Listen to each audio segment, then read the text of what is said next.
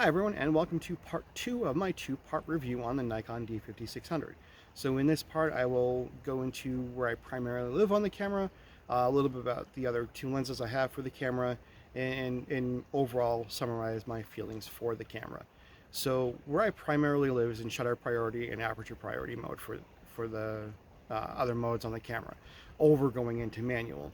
And it's because I'm still learning about photography, and it's just easier to only fiddle with one setting at a time versus all the other settings on the camera. So I tend to leave the camera in auto ISO. I don't let it drop below 3200, and then when in shutter priority or aperture priority mode, I dial into where I'm going.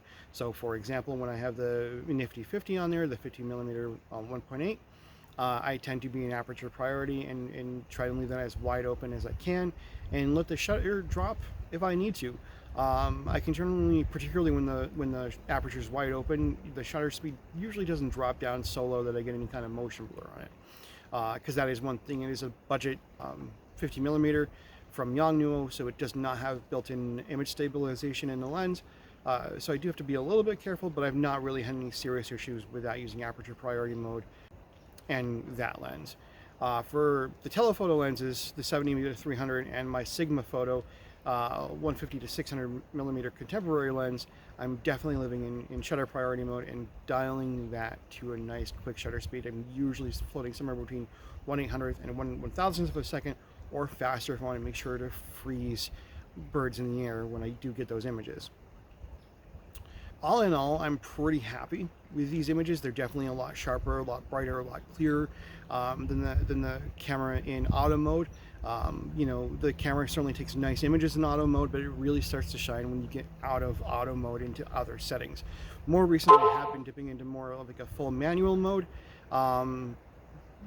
but still falling back into aperture and shutter priority mode. And I think that's one of the great things about DSLR cameras and mirrorless as well, is that you don't have to go from auto mode all the way to manual. If you play with the modes in the middle, you get to learn about how your camera works with the lenses you have for it, and the differences between shutter priority, aperture priority, and the different effects you can get playing in those settings as well. A couple of little caveats with the camera, or I should say one main caveat. It's really the only thing I've had, and it's lower light shooting. Even with the 18-55, some of the lower light images can be a little dark, a little grainy, a little out of focus.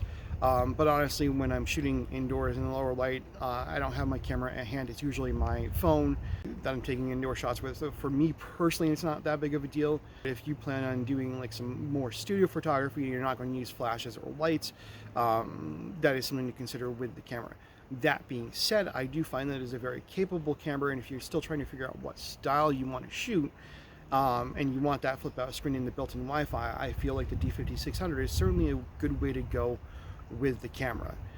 It handles the third-party lenses just fine. I have not had any strong issues with the Yongnuo, other than some astrophotography where it has some weird lighting issues, and it seems to be related to the lens, because when I pop in any of the other three lenses on it and I'm taking photos at night, I'm not getting any of those lighting issues. So it's something I have to still look a little further into with the Yongnuo lens. Oh, hi there. I was editing together my video for the second part of my review, and I realized that I forgot to say that I wanted to share some photos again, particularly those shot with my 50mm and my Sigma telephoto lens, and primarily in shutter and aperture priority mode, although a couple of the shots I do believe were in manual setting as well. So here you go. Hope you enjoy, and see you on the other side for the rest of the review.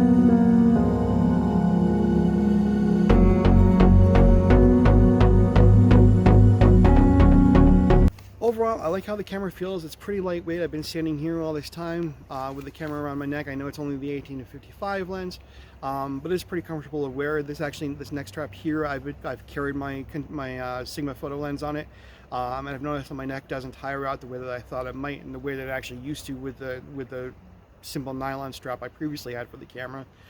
So in terms of how the camera holds and handles for me, I do really like how it handles. I like where the controls are. It's easy enough for me to do most of this by muscle memory at this point in time. And even like when I'm looking at the menu, I don't have to fumble around as to what setting is where. I do like the layout pretty well on it. Overall, I'm a big bang for the buck kind of shopper, and I feel like this camera is really good bang for the buck, especially with the 2-lens kit. I got it for somewhere between $600 and $700, I think, but it's definitely worth that $700 to $800 price range. If it's not on sale, although I do believe that it's pretty often on some kind of sale somewhere, whether it's Amazon or Best Buy, or B&H, Nikon itself as well, of course. If I was standing in Best Buy and I was looking at my camera options again, I would make the same choice even today, particularly with the budget that I had at the time, and would be in a similar situation today with. So thanks for watching this 2-part review. If you liked the video, please like it, hit subscribe if you want to see more, and I'll see you again soon. Thank you.